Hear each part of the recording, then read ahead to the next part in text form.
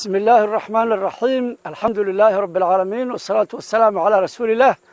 وآله وصحبه أجمعين آد بان إذين سلامي بلشدة الصوماليات شانتا قاردود بيشا دونيدا كجوكتان waxaanu galaynaa magaalada Balanballe gobolka Galguduud oo aanu maalmahan socdaal ku maraynay maanta dhulku waa barwaaqo biyo jiifa xooluhu waa dhereg dadku waa ladan yihiin waa nabadgelyo intaas waa bishaarada guud oo xagga nolosha iyo duruufta deegaanka ah hadii laga yimaado fariin gaaban baan doonaynaa halkan inaanu bulshada Soomaaliyeed uga dirno fariintaas waxaanu u bixinaynaa qayla dhaanta dudumada waa fariin ahmiyada ay leedahay awgeed aan dooranay inaan dudumo u fuulno si Soomaali meelay dunida ka joogtaba ay u gaarto oo la isula dareemo ahmiyada mawduucan uu leeyahay ama fariintani ay ka hadlayso fariintaasi waxay leedahay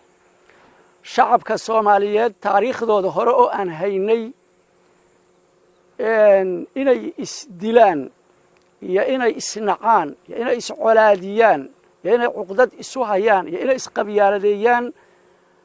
say u sameynayeen waxa lagu tirin karaa waxyaabo dhaqankooda galay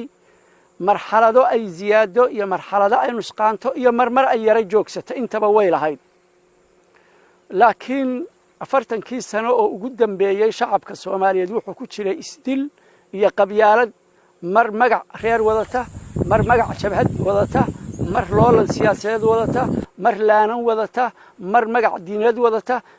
hadii la isu soo ururiyana waxa isugu iimaanaysaa aynu isdilo oo baaba'ana oo aynu dhamaano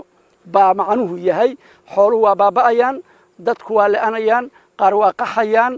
moralka jabaya diin ahaan baa loo baaba'aya sumcad ahaan baa loo baaba'aya siyaasad ahaan baa loo baaba'aya nabadgelyo ahaan baa loo baaba'aya dhinac walba bulsho ahaan dhinac walba nolosheena wax saameynaya bay ahayd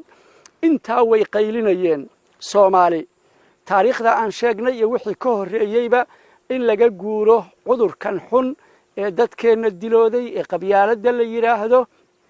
oo awoowayaal u dhinteen oo aabayaal u dhinteen oo inta hadda nool ay la ildaran tahay oo fayraskiisu uu ubadka gaaray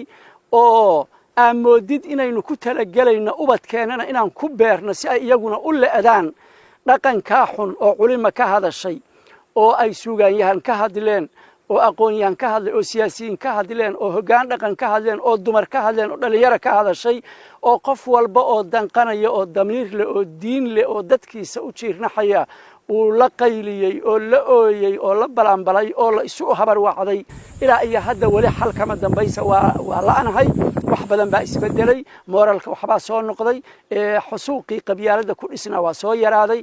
siyaasadda oo hadba lagu istaaro iyo reero hadba isku dhardhaara oo kuwa balaahi ay bala ka dhaxkiciyaan iyo ninkii dan leh iyo cadow marmarkood wax isugu dhiiba wax badan baa inagu haray wali waa inagu aasan yahay laakiin wax badan ayaan ka soo yara biskoonaynaa marka fariinta maanta halka aan la fuulay waxa weeye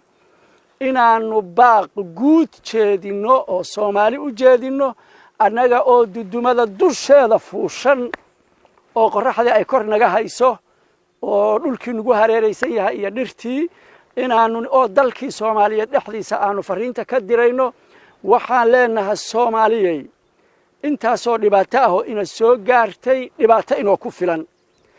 hadday jiraan rag wali u ciil qaba dhimasho dil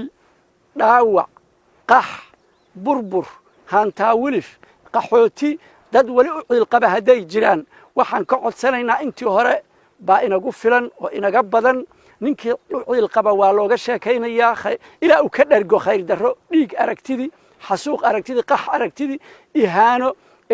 dadkeeni oo la qafaalanayo iyaga oo la kufsanayo iyaga oo la dhacayo iyaga oo la dilayo oo aan shilinina oo agtiisa ka joogin intaasi qof walba ku filan qaar wali ciil qaba hadday jiraan intii hore ha ku filaato intooda ha ku kaaftoomeen aynu soo xirno albaabka qabyaalada colaada isdilka aynu baalka laabno aynu bilowno bog cusub oo ka bilaabanaya walaalnimo iyo kalgacayl iyo midnimo iyo isku kalsooni iyo iskaashi wanaag iyo khayrka la isu kaashado oo aynu bilowno baalal cusub oo ka maran qabyaalad gobolaysi kooxaysi colaad cuqdad isku dir abaabul sheeko xariirta qabaa'ilka oo beenta ah oo la isu akhriyo dadka lagu kiciyo iska horkeen abaabul ka maran nolol aan bilowno aynu u hanqal taagno inaynu qabyaaladda isaga daweyno sidii nabigeennu calayhi salaatu wasalaam uu dadkii carbeed ee gaalada ahaa ee jaahiliyada ahaa oo qabyaaladdu dhaqanka u ahayd uu uga daweeyey daawadii uu nebigu dadkaas ku daweeyey calayhi salaatu wasalaam aan isku daweyno daawadii way taallaa qur'aankay ahayd xadiiskay ahayd habkii uu nebigu ugu daaweeyeyna waa inoo yaallaayo ma lubin oo siirada nebiga ku qorantaha calayhi salaatu wasalaam aynu dawadaa isku daweyno say ugu biskoodeen baynu ugu biskoonaynaa sababta keenaysa inaanu ku biskoon weynana wax kale ma aha daawadii waa haysanaa waa jecelnahay waa dhunkanaynaa waa rumaysannahay laakiin ma cunayno oo ma isticmaalayno waxaan leenahay kitaabka iyo sunnada aan ku dhaqanno oo ku walaalowno oo dulmiga iska dayno oo qabyaaladda iska dayno oo gacmaha isqabsanno oo nafta isu hurno oo wax istarno oo wax walba walaalnimadeenna xoojinaya aan qaadanno wax walba walaalnimadeenna wax u dhimayana aan ka harro soomaaliyey baaqa ma naga yeesheen khayradhaanta ma naga aqbasheen ilaahu waa gaarsiinay ilaahu naga aqbal ilaahu noo hirgeli asalaamu calaykum waraxmatullahi barakaatu